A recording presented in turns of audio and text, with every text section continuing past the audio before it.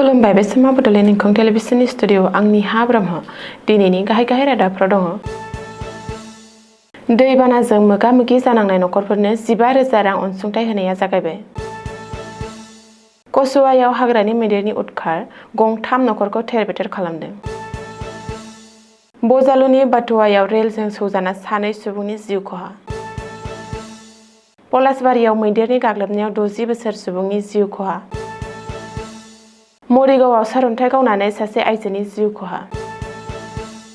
बिरुबारु जाब्रबथायाव सासे सुबुङा गोब्राब जोखोम। फुंखा बसुमतारी गावथारनाय जाथायखौ मेजिस्ट्रियेल इनकुवेरि होबाय। दानिया फैदो आबुं रादाबाव।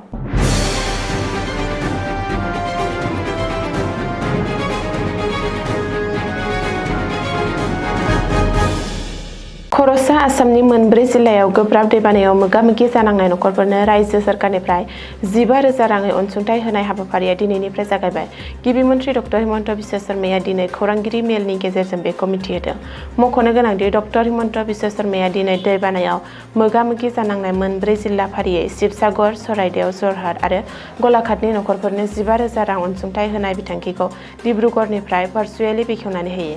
सैनांनाय नखरफोरा दिनै 3 आगस्तनिफ्राय 5 आगस्तनि गेजेराव मोननो हागोन सोरखारि अनसुंथाइनि रांखौ। बेनि थाखाय आसाम सोरखारा 112 कौटि रांनि फान्ड रिलिज खालामदों। गिबि मन्थ्रि ड हिमन्त बिश्व शर्माया दिनै रिलिज खालामनानै होदों। बे फान्डखौ 112 कौटि रांखौ दैबानायाव मोगा-मोगि जानांनाय गासै 70,000 नखरफोरा अनसुंथाइ महरै मोननो हागोन। बेंक एकाउन्टआव थोंजों हाबगोन अनसुंथाइनि 15,000 रां। उननि समाव आरोबाव 10,000 राङै मोनबावनो हागोन दैबानायाव सैनांनाय नखरफोरा। गिबि मन्थ्रिया फोसावनाय बायदिब्ला दैबानाजों नाख्रेबजानाय 4 जिल्लाफोराव गाहाय मन्थ्रिनि सुरजागर स्किमनि सिङाव हेफाजाब होनाय जागोन। दैबानाजों खहा जानाय फरायसालिफोरा 2,10,000 रांनि हेफाजाब मोनगोन। बे रांखौ मंगलबारनिफ्राय फरायसालिफोरनि एकाउन्टआव होनाय जागोन। लोगोसे दैबानाजों नाख्रेबजानाय मन्दिरफोरनि थाखाय 1,50,000 रांनि मददबो फोसावदों। बे हेफाजाबखौ 7 आगस्तनि सिगां मन्दिरफोरनो होनाय जागोन। शिबसागर आरो चराइदेव जिल्लायाव मोब्लिबनि मासुलफोरखौ रेहाय होनाय जागोन। मख'नो गोनांदि राङारि अनसुंथाइया जर'खायै दैबानाजों मोगा-मोगि जानांनाय नखरफोरखौ गावसोरनि न'फोरखौ साखोन-सिखोन खालामनाय, मुवा बेसादफोर बायनाय आरो हरखाब गोनांथिफोरखौ सुफुंनायाव मदद होगोन। बेनि अनगायैबो 9 निफ्राय 10 आगस्तआव 4 जिल्लायाव अरायथा खहानि बिजिरनायखौ खालामनाय जागोन। आगस्त एबा सेप्तेम्बरनि गिबि सप्तायाव खहा सुफुंनायखौ होनाय जागोन। दैबानानि खहानि बिजिरनायखौ 10 साननि गेजेराव फोजोबगोन। बबेखानि मिरु सोरखारा अरायथा खहानि खारिथिनि सायाव बिथा खालामनानै हेफाजाब होगोन होननानै गिबि मन्थ्रिया खौरांगिरि मेलाव बुंदों। रायजोआव हाग्रानि मैदेरनि मानसिनि दाङाबाजिया सोलिगासिनो। बे दाङाबाजियाव माखासे सुबुंफोरनि न'-बां, धोन-सम्फथिफोर आरो आबाद फोथारा खहा जाबाय। हाग्रानि मैदेरफोरनि जेंनानिफ्राय गावखौ रैखा खालामनो थाखाय सुबुंफोरा गोबां समावनो नोजोर लाखिनांगौ आरो सांग्रां जानानै थानांगौ जायो। रिपर्ट बायदिब्ला थांनाय हराव नगाव जिल्लानि कामपुर हाग्रा रेन्ज मावख'नि सिङाव थानाय कसुवा जुरिपारनि वार्ड नं. 5 आव मासे हाग्रानि मैदेरा उदखार खालामफैयो। हाग्रानि मैदेरनि गाग्लोबनायाव गामिनि गंथाम गोरिब नखरनि न'-बांफोरा आबुङै सिलिंखार जायो। बबेखानि आदार नागिरनानै ओंखारबोनाय हाग्रानि मैदेरा हरनि समाव जामाल उद्दिन, रामजान आली आरो निरला खातुननि न'आव गाग्लोबदोंमोन। न'फोरखौ सिफायनायनि अनगायैबो हाग्रानि मैदेरा दोनथुमनाय बाख्रिनि माइखौबो जाजोबलाङो। बे समाव मोनसे गिख्रंथाव थासारि सोमजिदोंमोन आरो नखरनि सुबुंफोरा गावनि जिउखौ रैखा खालामनो थाखाय न'नि उनथिंनि बेरा बारनानै खारनो गोनां जादोंमोन। थांनाय माखासे दाननिफ्रायनो मासे हाग्रानि मैदेरा गासै कसुवा ओनसोलाव उदखार खालामबोगासिनो दं, जायनि जुनै जायगानि सुबुंफोरा गिनानै समफोरखौ बारहोनो गोनां जायो। गुबुन फारसे हाग्रानि मैदेरनि गाग्लोबनायाव गासैखौबो खोमाना लानाय माखासे निखावरि नखरफोरा सोरखार आरो हाग्रा बिफानखौ गावबा गावनि न' आरो आबादफोरनि खहा जानायनि थाखाय थाबैनो नांगौ बायदि खहा सुफुंनायनि राहा खालामना होनो दाबि खालामदों। बजालि जिल्लानि बाथुवायाव जादों मोनसे दुखुनांथाव जाथाय। सानजा फारसे दावखोनाय सिफुं रेलगारिनि सौख्लायनायाव 2 सुबुंनि जिउ गोमादों। दिनै फुङाव जादों बे रेल जाब्रबथाया। सिफुं रेलगारिजों दानजाना जिउ गोमानाय 2 सुबुंखौ आलाल उद्दिन आरो 8 थाखोनि फरायसुलि जुरिया खातुन होननानै सिनायथिनाय जादों।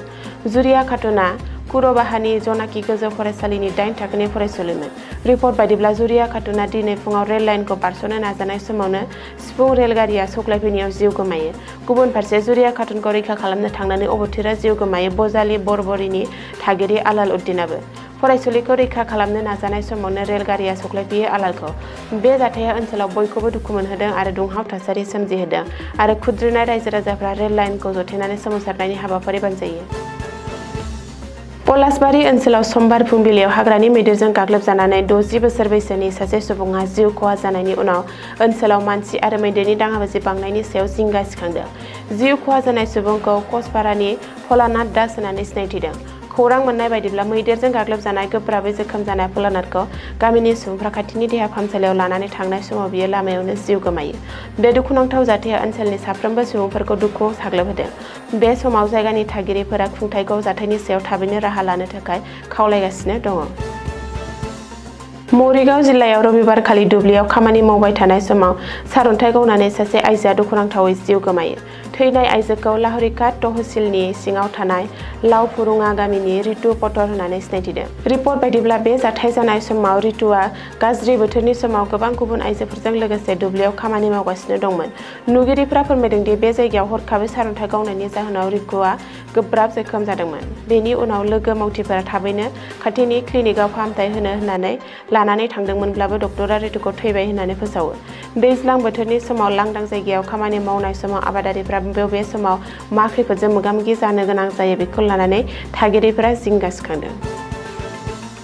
गुवाहाटी बिरुबारी ओनसोलाव समबारखालि गोख्रै खारबाय थानाय गारि कन्ट्रल गोमाना साखाथिनि मोब्लिब खुन्थियाजों सौग्रावहैनायाव सासे सुबुङा गोब्राबै जोखोम जायो। खौरां मोननाय बायदिब्ला AS01 GA5653 नम्बर गोनां टाटा नेक्सन गारिया नेपाली मन्दिर फारसे दावबायलांनाय समावनो गारिनि कन्ट्रलआ हरखाब गोमादोंमोन। जाब्रबथायनि समाव रयेल ग्लबेल इउनिभार्सिटिनि साथाम फरायसाया गारियाव दंमोन। बे जाथायाव सासेया गोब्राब हालोदजों जुजिनांगासिनो दं आरो गुबुन सासेया सरासनस्रा जोखोम जानायनि खौरां मोन्दों। बे समाव पुलिस खुंथाया जाथायनि बागै नोजोर होना बेनि सायाव नायबिजिरनायखौ जागायदों। बावैसो सान सिगां रायमना नेशनेल पार्कआव सासे बर' लाइमोनखौ गावथारनाय जाथायनि सायाव मेजिस्टेरियेल इनकुवेरि एबा मेजिस्ट्रेट खोलोबनि नायबिजिरनो बिथोन होबाय। क'क्राझार जिल्ला खुंथाया बे बिथोनखौ होदों। गुबुन गुबुन राजखान्थि हान्जा आरो आफादफोरा थार नायबिजिरनायनि दाबिजों गोसोखां बिलाइफोर गथायनायनि उनाव फुंखा बसुमतारी गावथारनाय जाथायनि सायाव मेजिस्टेरियेल इनकुवेरि खालामनो थांखि लाबाय होननानै फोसावदों क'क्राझार जिल्ला बेंगिरि पंकज चक्रबर्तीया। मख'नो गोनांदि थांनाय 29 जुलाइखालि रायमना नेशनेल पार्कनि भारत भुटान सिमायाव हाग्रा बिफाननि मावथि फरेस्ट गार्डफोरनि गुलि गावग्लुंनायाव जिउ गोमादोंमोन फुंखा बसुमतारीया। हाग्रा बिफाननि गुलि गावनायाव खर'आव गुलि नांजाना जाथायसालियावनो जिउ गोमादोंमोन फुंखा बसुमतारी मुंनि लाइमोना। बबेखानि फुंखा बसुमतारीया रायमना नेशनेल पार्कआव बेसेन गोसा दंफां दानखुमानायाव लोब्बा दंमोन आरो बियो हाग्रा बिफाननि जवानफोरजों गावलायनायाव जिउ खहा जादों होननानै हाग्रा बिफानजों लोगोसे बिटिसिनि हाग्रा बिफाननि मावफुं सोद्रोमा जेम्स बसुमतारीया दाबि खालामदोंमोन। नाथाय बे जाथाया ओनसोलजों लोगोसे बड'लेण्डआव गोख्रों दान्थे-बिदान्थे आरो दुंहाव थासारि सोमजिहोदोंमोन। गुबुन गुबुन आफाद आरो गौथुमफोरा बे जाथायनि सायाव गोजौ थाखोनि नायबिजिरनाय आरो दायनिगिरिफोरखौ गोख्रों साजा होनांगौ होननानै दाबि खालामना सोमावसारदों। बेल' नङा, हाग्रा बिफाननि मावफुं सोद्रोमा जेम्स बसुमतारीया मासि नागारनांगौ होननानैबो दाबि सिखांदोंमोन। दिनैनि रादाबा एसेनोसै, गोजोन्थों।